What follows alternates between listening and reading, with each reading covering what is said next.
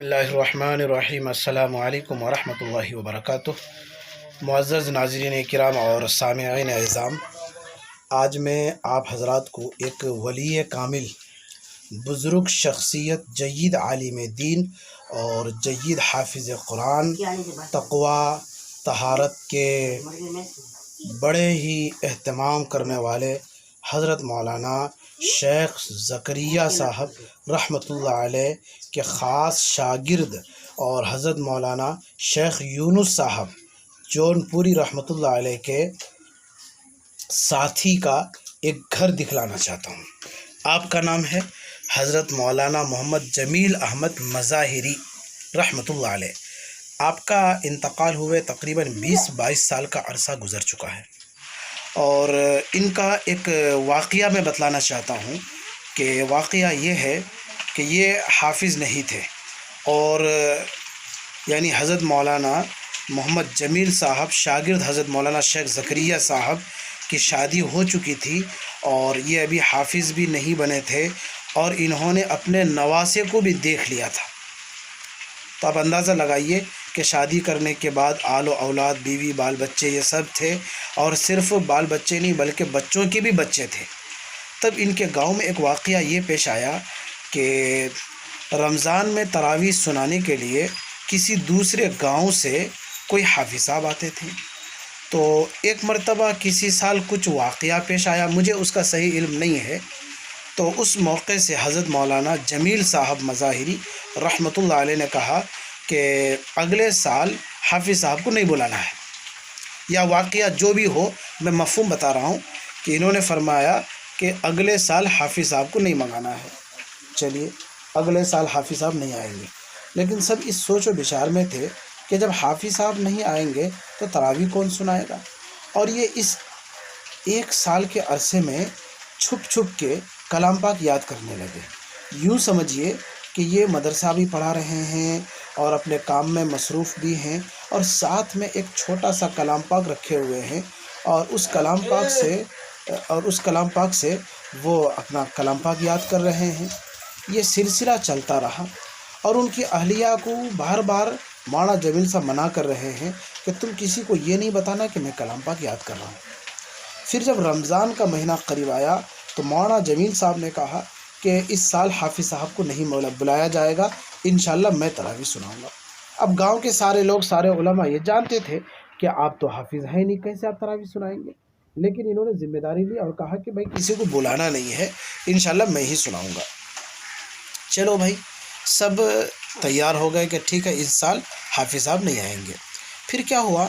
اب انہوں نے جو ایک سال میں جو کچھ بھی کلام پاک یاد کیا تھا، روزانہ رمضان جیسے ہی شروع ہوا تو روزانہ دن بھر رمضان کے پورے دن یہ کلام پاک یاد کرتے، اور رات کو جا کر کے ایک پارہ سنا دیتے۔ تو اس طرح سے انہوں نے 30 دن میں 30 پارے یاد کیے، اور 30 دن میں 30 پاروں کو انہوں نے تراویح کی نماز میں سنا دیا۔ اس طرح سے یہ حافظ بنے۔ تو اب اندازہ لگائیے ان کی یادداشت کا اور ان کے تقوی طہارت کا، کہ انہوں نے اللہ پر اتنا بھروسہ کیا اور سال بھر محنت کیے، لیکن کوئی حافظ صاحب ان کے لیے استاذ متعین نہیں تھا، اور گھر کے کام میں کوئی رکاوٹ نہیں، سارے کام انجام پا رہے تھے، مدرسہ میں پڑھا بھی رہے ہیں، گھر کے سارے کام بھی کر رہے ہیں، بیماری ہے، سب کچھ ہے، اور رشتہ داری میں آنا جانا بھی ہے، شادی بھی ہے، یہ سارے کام ہو رہے ہیں۔ اس کے باوجود انہوں نے کلام پاک کو اس طرح سے دل میں، سینے میں لگایا اور بسایا کہ روزانہ ایک ایک پارہ یاد کر کے تراویح میں انہوں نے سنایا۔ اس طرح سے یہ حافظ قرآن بنے، پھر اس کے بعد باضابطہ تراویح سناتے رہے۔ یہ ان کا ایک واقعہ ہے۔ ایک اور واقعہ میں آپ کو بتلاؤں جو ان کے تقوی طہارت کے لیے بطور ثبوت کے میں آپ کو یہ واقعہ بتانا چاہتا ہوں کہ آج کے زمانے میں سرکاری نوکری پانے کے لیے لوگ کیا کیا نہیں کرتے ہیں۔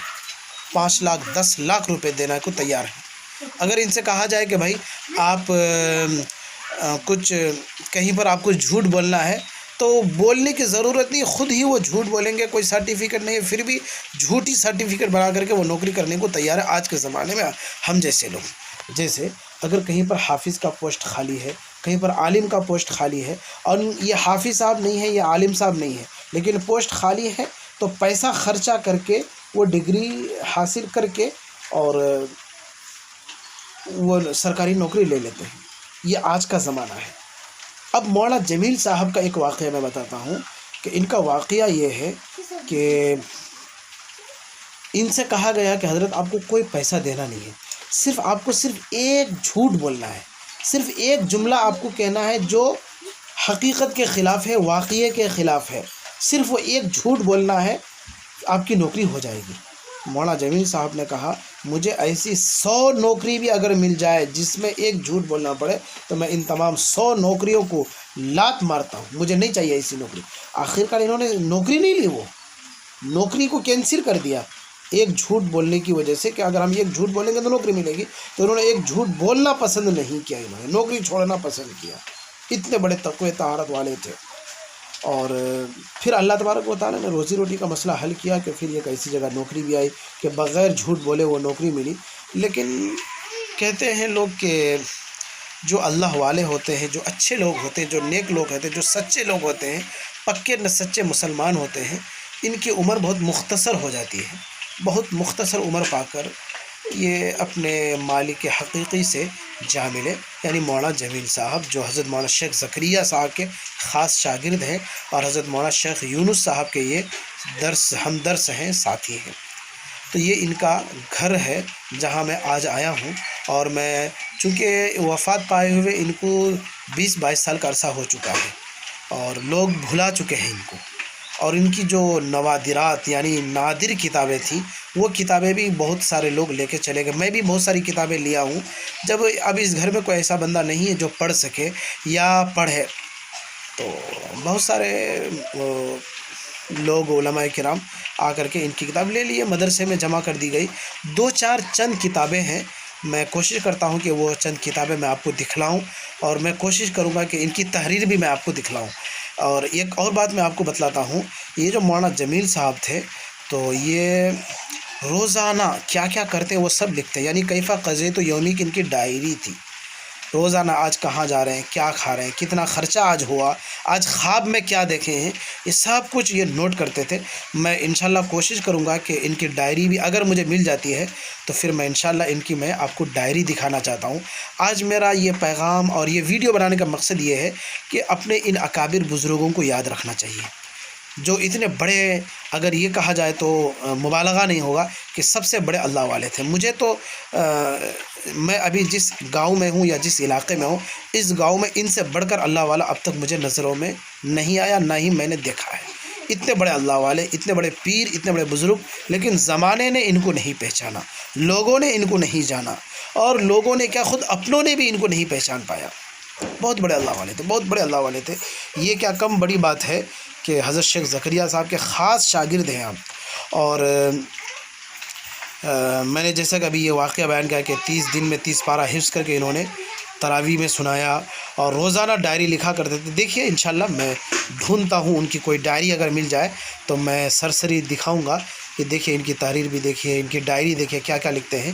تو میں سب سے پہلے تو حضرت کا گھر دکھانا چاہوں گا کہ دیکھیے کس طرح سے ان کا یہ گھر ہے. اور جو گھر میں ابھی آپ کو دکھانے جا رہا ہوں یہ انہی کے ہاتھ کا بنایا ہوا یہ گھر ہے.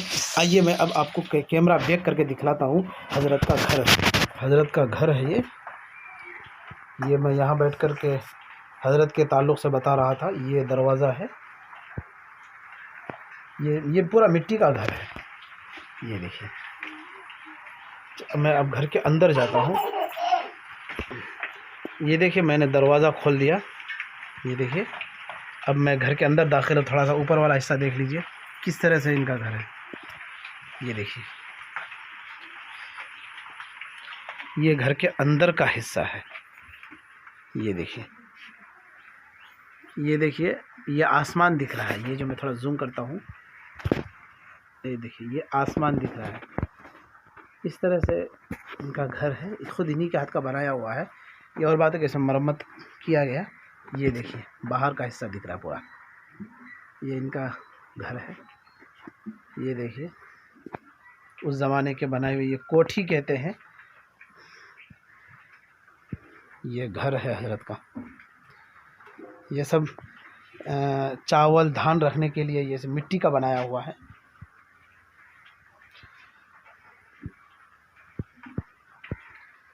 یہ گھڑی دیکھیے، بہت پرانی گھڑی ہے، چل بھی رہی ماشاءاللہ، یہ دیکھ لیجیے۔ اور گھر کا یہ والا بھی حصہ دیکھیے، یہ چھت دیکھیے، اوپر ٹینا ہے۔ اب دیکھیے ان کی الماری، یہ اسی زمانے کی الماری ہے حضرت کی۔ اور یہاں پر یہ جو آپ دیکھ رہے ہیں، تھوڑا میں زوم کیا ہوں، یہ جو دیکھ رہے ہیں یہ دو پکڑنے کا ہے، تو یہیں پر حضرت اپنا کرتا لٹکایا کرتے تھے، اسی جگہ پر۔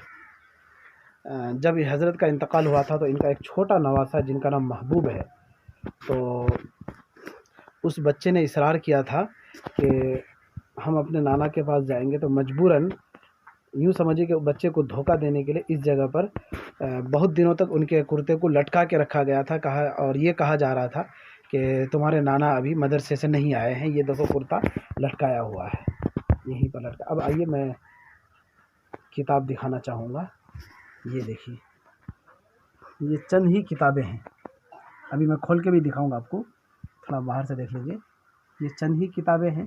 آپ اندازہ کیجئے کہ اس کتاب کا پڑھنے والا کوئی نہیں ہے یہاں پر، تو دیکھیے کتابوں کے ساتھ کیا کیا رکھی ہوئی چیزیں ہیں۔ اب میں اس کو کھول کے دکھاتا ہوں، یہ دیکھیے نیچے تو حالانکہ یہ سب کتابوں سے بھرا ہوتا تھا، یہ سب جتنے بھی خانے دیکھ رہے ہیں آپ، کتابوں سے بھرا ہوتا تھا۔ یہ دیکھیے یہ سب کتابوں سے بھرا ہوتا تھا، لیکن صاحب کتاب ہی نہیں رہے تو کتاب بھی ختم ہو گئی، اب یہ سب دوسرے استعمال میں آ گیا۔ اب یہ دیکھیے، یہ تھوڑا میں قریب کر کے دکھاتا ہوں، اندازہ لگائیے کتنی پرانی کتابیں ہیں یہ سب دیکھیے کس طرح سے حضرت نے کتابوں کی حفاظت کی، کہ کتنی پرانی کتابیں ہونے کے باوجود دیکھیے جلد سازی کا کام دیکھیے۔ میں ان کی تحریر دکھانے کی آپ کو کوشش کروں گا انشاءاللہ۔ یہ دیکھیے ان کی کتابیں ہیں، یہ ایک پرانی کتاب، اب میں یہ دیکھیے ایک کتاب ہے بہشتی زیور، یہ اس زمانے کی کتاب ہے، اور ان کی تحریر کی ایک جھلک میں دکھا رہا ہوں، یہ دیکھیں ان کی تحریر، تھوڑا قریب سے دکھاتا ہوں۔ یہ دیکھیں نام کتاب لکھا ہے یہاں پر، نام کتاب بہشتی زیور، تحریر ان کی دیکھیے تھوڑا سا، یہ دیکھیں ان کی تحریر، یہ دیکھیں زیر مطالعہ یہ جمیل احمد شکارپور لکھا ہوا، جو یہ پھٹ گیا ہے، یہ پھٹا ہوا اس وجہ سے نام کٹ گیا ہے۔ میں کوشش کروں گا کہ ان کی پوری تحریر دکھانے کی۔ تھوڑا اندر دیکھیں اس کتاب کو، یہ کتاب اب بھی قابل استفادہ ہے، یہ دیکھیے اس زمانے کی چھپی ہوئی کتاب، یہ دیکھیے۔ اچھا ایک چیز اور میں بہت قیمتی چیز دکھانے جا رہا ہوں، یہ جو آپ کتاب دیکھ رہے ہیں کلام پاک ہے، یہ کلام پاک دیکھیے، یہ وہی کلام پاک ہے، دیکھیے حافظی والا ہے، یہ دیکھیے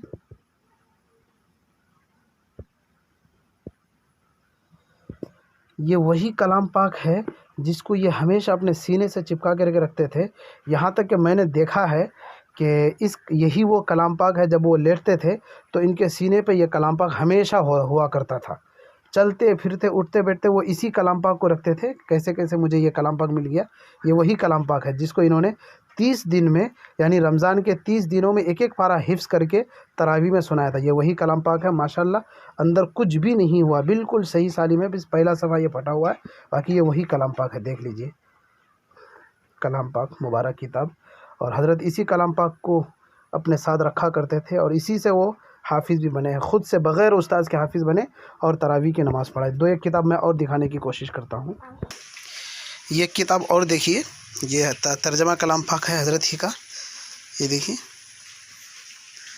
اس زمانے میں اس طرح کا بھی کلام پاک ملا کرتا تھا، یہ دیکھیے یہاں پر کیڑوں نے اس کو کھا گیا ہے پرانا ہونے کی وجہ سے، پھر بھی دیکھیے کس حساب سے انہوں نے رکھا تھا کہ آج بھی یہ قابل استعمال ہے، اور دیکھیے کتنا خوبصورت، کتنا اچھا انتظام کیا ہے انہوں نے، کتابوں کی حفاظت کس طرح سے کی تھی۔